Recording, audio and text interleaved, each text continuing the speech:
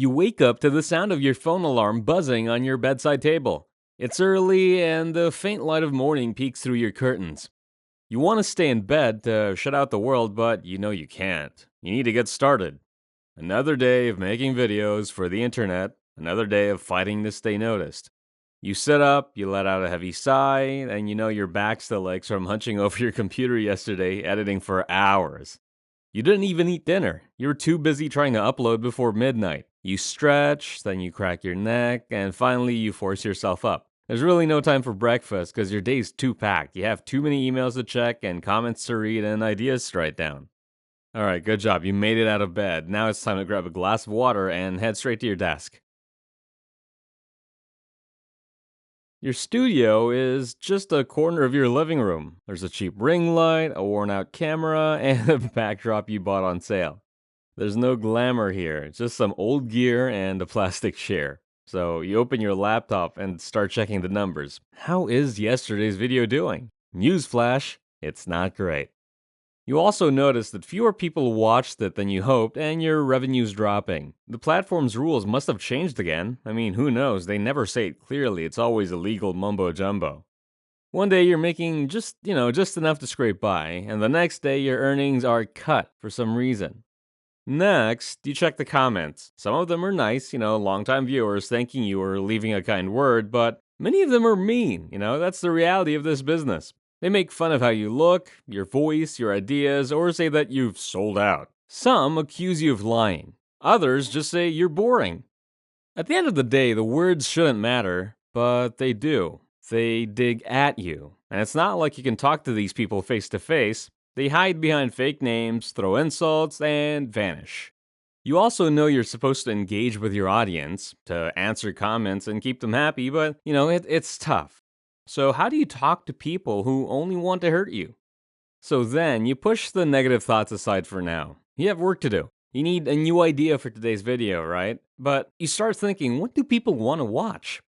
Yesterday, you tried something you cared about, something meaningful to you, and it flopped.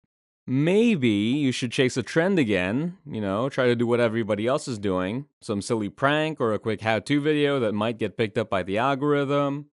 So you open a notepad and scribble down your ideas. You want to make something good, but you also need to do it well. You can't afford another failed video. If you don't keep your views up, you lose whatever little income you're still getting. You're stuck between doing what you like and doing what the platform seems to want. So if you choose what you like, fewer people watch. If you choose what the platform wants, maybe more people watch, but you feel fake inside. Then you realize you used to love making videos. Now it feels like you're digging through trash, hoping to find something shiny enough to show people. It gets tiring. So now you got your idea, it's time to film. You set up your camera and try to smile as if everything's okay. You do a few takes, stumbling over your words, and it's hard to sound happy when you feel so tired. Your voice feels flat, and your eyes look dull on camera. But you gotta muscle through, you gotta push through. You keep filming until you have just enough footage. After filming, you move on to editing. A couple of hours pass, your eyes are glued to the screen, cutting clips, adding simple text, and trying to fix the bad lighting and sound. Then, to make matters worse, your editing software crashes a few times because your computer is old and overworked. You take a deep breath each time and do a little Hail Mary, then restart. There's no one to help you, there's no team, there's no editor, just you and your machine. And when you're done, you're just hoping to high heavens that it's good enough. Now, you upload. The wait is long, and when it's finally done, you have to pick a title and a thumbnail. You know you need a shocking image or a big goofy face to catch people's eyes. You absolutely hate it. You hate looking stupid, but if you don't, no one's gonna click your video because the platform's rules say that you must grab attention fast and you must scream louder than everyone else. At this point, you hit publish and then sit there. You're staring at the screen. You feel empty. You feel dead inside. You don't know if people will watch and you don't know if this is good enough. Once again, your whole day feels like it depends on a few numbers on a screen. As your video goes live, you check your phone. A friend asks if you could hang out this weekend. You think about all the editing you have to do for the next video, all the emails you haven't answered, and the fear that if you miss even one upload, the algorithm's gonna punish you. If you skip a day, You drop further into the shadows and fewer people will find your channel. You know it shouldn't be like this, but it is. You're chained to your work. And as much as you want to hang out with your friends, you tell them that you're busy. Again. Then you want to try to keep your mind off the comment section for a while, but you know that the platform wants you to reply. It wants engagement. So you open the page and you start reading. A few people are going to say something kind, but many of them are, boy, they're harsh. They say you're washed up, you're not funny, you're just another useless face on the internet. And you wonder, why do I keep doing this? You wonder if any of this will matter in a month or even a year. Money is also on your mind. And actually, it's always on your mind. YouTube earnings are always uncertain. Some months you make barely enough to pay for rent, and on other months, not even close. You think about doing a brand deal. Some random company emailed you wanting you to push their cheap gadget. You don't want to, it feels wrong, and you don't even like the thing, but what can you do? You have to pay the bills. The audience don't really think about that when they call you a sellout. They don't know that you have no health insurance, you have no pension, you have no stable pay. What they don't see is you checking your bank account and worrying if you'll be able to make it through next month.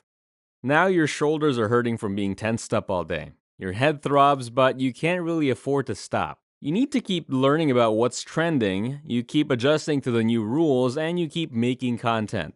If you pause, even for just a day, people will forget about you. That's the thing about the internet. It moves fast and attention disappears quickly. Everybody has the attention span of a goldfish. The platform gives and takes as it pleases, and you have no control. When you do everything right and still fail, you have no one to complain to. There's no union, there's no boss who cares. The system is faceless, and you're just another drop in an endless ocean of content. Finally, in the evening, you allow yourself a short break to eat some instant noodles. You scroll through social media, seeing other creators post about their quote-unquote easy life. You know most of them are just pretending. They're all tired too. They're all scared of fading away into oblivion, but everyone puts on a happy face, hoping to look successful and secure, because it's all about keeping up your images, right?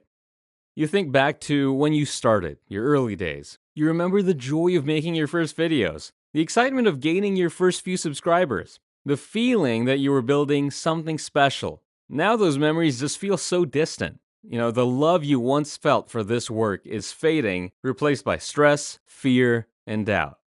And yet, you have to keep going because you've poured so much time and effort into this. If you quit now, what would you do?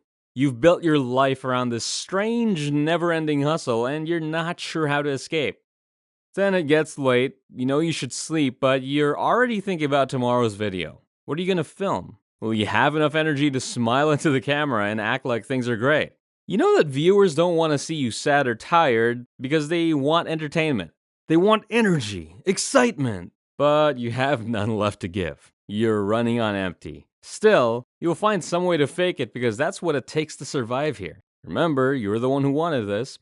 The bed is calling you, and you finally give in, lying down with your phone in your hand. You check the video you just uploaded, and the numbers are still very low. Maybe, just maybe, it's going to pick up by morning. Maybe not.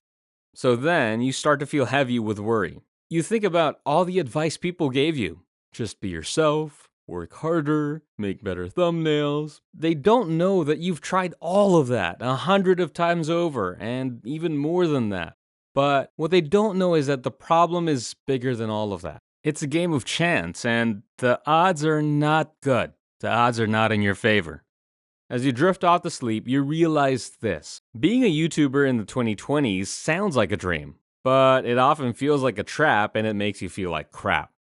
You're stuck trying to please an unseen system, making content you're not sure anyone wants, dealing with mean comments, unstable money, and a feeling that you could vanish tomorrow and no one's gonna care.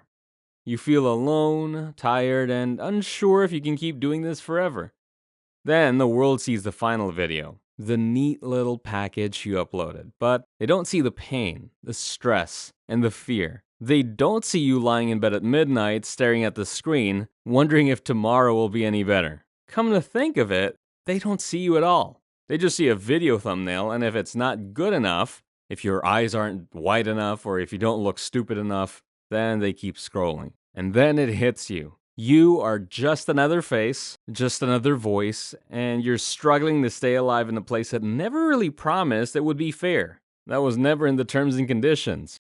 And that, ladies and gentlemen, is exactly why it sucks to be a YouTuber.